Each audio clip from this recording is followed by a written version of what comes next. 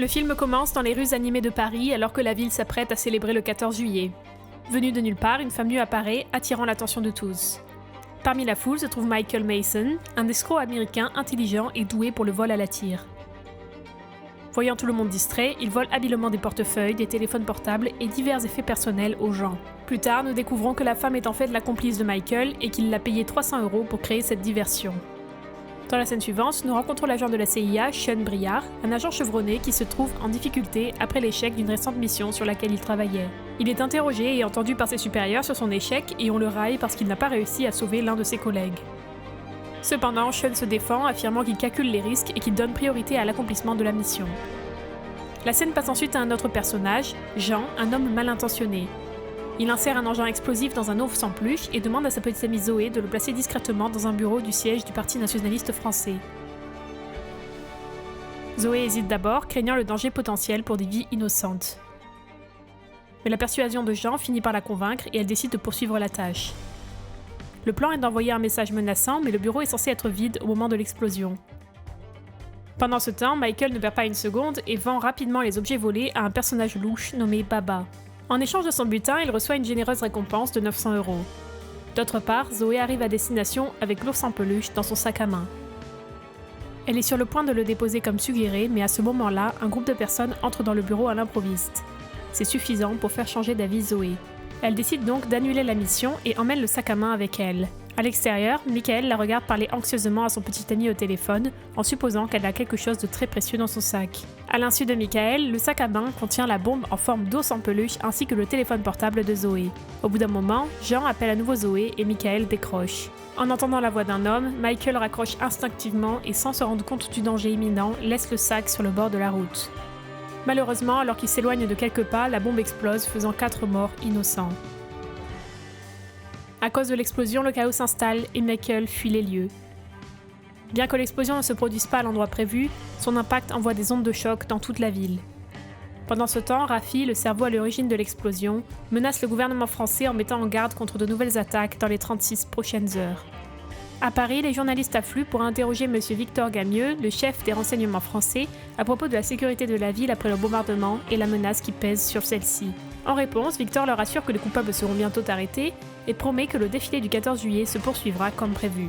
Ensuite, l'unité de surveillance de la CIA reçoit la photo de Michael prise par une caméra de sécurité et l'envoie à la fois à la CIA et à Interpol. Ils découvrent bientôt que Michael est un pickpocket et qu'il a un passé trouble. Né à Las Vegas d'un père patron de casino et d'une vraie mère agente immobilière, ils apprennent également que les dettes de jeu de son père ont poussé Michael à abandonner ses études et à se tourner vers la fraude pour survivre avant de se retrouver en France. Sean est alors chargé d'arrêter secrètement Michael dans son appartement et de le livrer au gouvernement français. De son côté, Michael est dans son appartement, inquiet à l'idée de regarder les chaînes d'information. Juste à ce moment-là, il remarque que sa photo est diffusée à la télévision en tant que criminel recherché, responsable de l'explosion de la bombe. Au même moment, il sent les autorités se rapprocher de lui, alors il essaie frénétiquement de s'enfuir. Malheureusement, Sean le prend sur le vif et une longue course-poursuite s'ensuit. Michael fait de son mieux pour échapper à l'agent, mais il finit par être attrapé. Par la suite, il est amené dans une salle d'interrogatoire et on lui demande quel est le but de l'attentat à la bombe.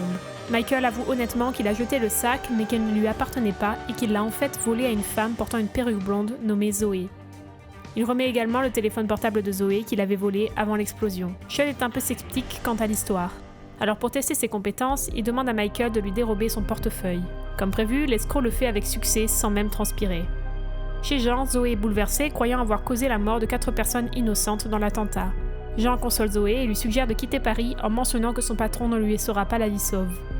Pendant ce temps, Rafi et ses hommes décident de se rendre chez Jean pour retrouver Zoé. Ils retracent le signal de son téléphone sans savoir que ce téléphone est réellement entre les mains de Sean et Michael. Quand Rafi arrive sur place déguisé en facteur, Sean sent les problèmes et se prépare à la confrontation. Cependant, les malfrats le maîtrisent facilement et le tabassent. Pendant le chaos, Michael parvient également à s'échapper. Rapidement, Rafi et ses hommes se rendent compte qu'ils sont arrivés dans la mauvaise maison, alors ils quittent les lieux. Sean fait ensuite son rapport à son supérieur Tom et décide de rechercher Zoé pour découvrir la vérité sur l'incident. Dans son bureau, Victor est informé de l'emplacement des fabricants de bombes, après quoi il demande à rencontrer le chef des forces de police spéciales. Bientôt, il est présenté au commandant, qui ne s'avère être autre que Rafi. Au même moment, ils reçoivent des informations urgentes sur une menace terroriste potentielle à Saint-Denis. Sans tarder, Rafi et son équipe se précipitent sur place pour enquêter. À leur arrivée, l'équipe mène un raid rapide et énergique dans l'immeuble. Dans une tournure inquiétante des événements, l'un des policiers pose discrètement une bombe sur les lieux pour piéger les personnes innocentes et créer un faux rapport. Malheureusement, les habitants sont appréhendés et la responsabilité de l'attentat leur incombe alors que le véritable coupable selon la police, Michael, est toujours en cavale. Par ailleurs, ne sachant pas où se réfugier, Michael se rend chez son client, Baba, un prétendu ami. Au début, Baba écoute son problème et lui propose un logement, mais au bout d'un moment, il le poignarde dans le dos et l'enferme dans une pièce. Il s'avère que Baba a rencontré les officiels et a été séduit par la promesse du gouvernement de fournir à sa famille la citoyenneté française en échange de son aide pour capturer Michael. Au bout d'un moment, Rafi et son équipe arrivent dans le bâtiment et commencent à chercher Michael. Cherchant désespérément à s'échapper, ils trouvent une petite fissure dans le mur et s'y cachent, échappant à toute détection alors que Rafi et son équipe encerclent le bâtiment. Il attend le moment idéal pour tenter de se sauver. Finalement, il saisit sa chance et se précipite à l'extérieur sans savoir qu'un sniper l'a en ligne de mire. Cependant, juste avant que le sniper puisse lui tirer le coup fatal, Sean arrive juste à temps et sauve Michael. Pendant ce temps, Zoé parvient à atteindre la cachette de son ami, cherchant à se mettre à l'abri d'une situation dangereuse. Plus tard dans la journée, Sean et Michael recueillent des informations sur l'endroit où se trouve Zoé et partent à sa recherche. Malheureusement, lorsqu'ils atteignent la cachette et qu'ils se renseignent auprès des amis de Zoé à son sujet, ils se font attaquer. Pire encore, les hommes de main ont mis le feu à la voiture de Sean avant de s'enfuir. Ensuite, dans leur quête pour retrouver les associés de Zoé, ils élaborent un plan. Sean extrait les informations de Paul, l'ami de Zoé, de son téléphone, et Michael, expert en vol à la tire, s'infiltre sur le lieu de travail de Paul et parvient à obtenir sa carte d'identité. Avec les informations de la carte, ils parviennent à trouver la localisation de l'appartement de Paul. Lorsqu'ils se rendent sur place, ils trouvent Zoé qui se cache à l'intérieur. Sean la confronte immédiatement et sous la pression, elle avoue que son petit ami Jean lui a ordonné de commettre l'attentat malgré son refus. Elle mentionne également que la bombe était conçue comme une forme d'attaque contre le fascisme, mais lorsqu'elle a réalisé que des vies innocentes étaient en danger, elle a décidé d'abandonner la mission. Par la suite, les trois partent affronter Jean dans son appartement, mais rencontrent Rafi en cours de route. Heureusement, ils échappent de justesse à sa poursuite. Dans un autre quartier de la ville, une manifestation antifasciste massive éclate à la suite d'une attaque non provoquée contre des immigrés arabes dans une mosquée. Les oppositions en ligne prennent de l'ampleur alors que les gens se rassemblent pour soutenir le mouvement. Cependant, ils ne savaient pas que le chaos est orchestré par Rafi et des policiers corrompus. En réalité, les hommes de Rafi ont diffusé une fausse vidéo montrant des policiers torturant des manifestants arabes dans le but d'exacerber les tensions. Pendant ce temps, lorsque Sean, Zoé et Michael arrivent à l'appartement de Jean, ils sont choqués de découvrir qu'il a été tué par Rafi. Sean identifie son tatouage et en fouillant dans la maison, il trouve une pièce d'identité. Il révèle alors que Jean faisait partie de l'unité des forces spéciales de police appelée Rapide. C'est alors que Sean se rend enfin compte que Rafi et ses hommes se font passer pour des policiers et sèment le chaos. Sans perdre de temps, il rapporte immédiatement cette révélation choquante à sa superviseure, Karen, et dénonce l'implication de l'escouade corrompue du Rapide dans le bombardement et le piégeage d'immigrants innocents. Karen lui suggère toutefois de rester à distance de l'unité Rapide et décide de confier l'affaire au service de renseignement français car cela ne relève pas de la compétence de la CIA. Elle organise ensuite un rendez-vous avec Victor pour lui faire découvrir la vérité. Malheureusement, après que Karen lui ait fourni l'information, Victor l'abat et se révèle être le cerveau de tout l'incident. Il mentionne qu'il a orchestré les attentats à la bombe et les menaces pour incriminer les immigrés arabes et plonger la ville dans le chaos. Victor ordonne ensuite à ses hommes, dont Rafi, de capturer Sean, Zoé et Michael et de les éliminer en secret. Mais lorsque l'unité Rapide arrive sur place, le trio parvient miraculeusement à s'échapper. Pendant ce temps, l'opposition en ligne rassemble des millions de partisans participant sans le savoir au grand plan de Victor. Dans la scène suivante, Victor manipule l'opinion publique lors d'une conférence de presse et promet faussement des mesures de sécurité maximales. Il ordonne également à Rapide de protéger la Banque de France. Sean, se rendant compte que Karen est morte, informe des véritables intentions de Victor à son officier supérieur, Tom. Cependant, ce dernier est sceptique en raison de la position de Victor à la tête des services du renseignement français. Déterminé à arrêter le complot de Victor, Sean prend les choses en main et décide de sécuriser lui-même la banque.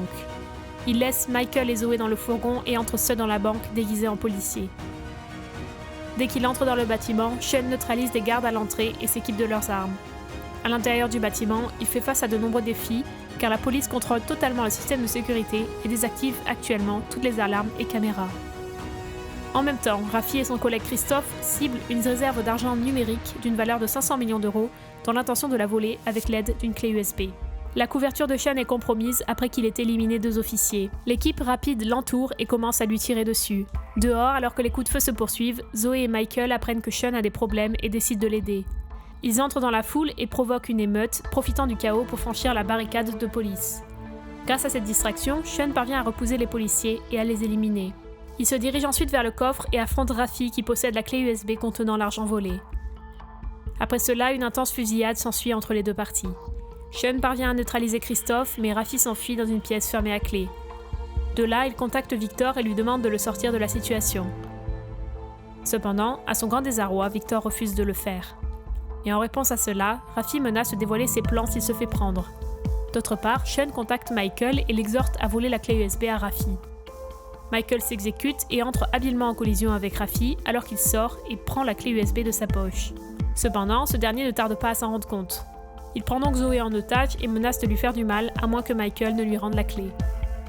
Mais à ce moment-là, les policiers présents sur les lieux tirent sur Rafi et le tuent sur le champ.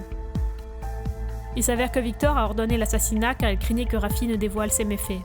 Dans la foulée, Victor est considéré comme un héros pour avoir dénoncé les agents de police corrompus, alors que Michael est toujours un fugitif recherché. Victor demande alors l'aide de Baba pour retrouver Michael, car il cherche désespérément la clé USB d'une valeur de 500 millions de dollars en monnaie numérique. Baba ne veut pas tromper à nouveau son ami, mais le rusé Victor le menace et l'oblige à répandre de fausses nouvelles à propos d'un acheteur très généreux intéressé par la clé.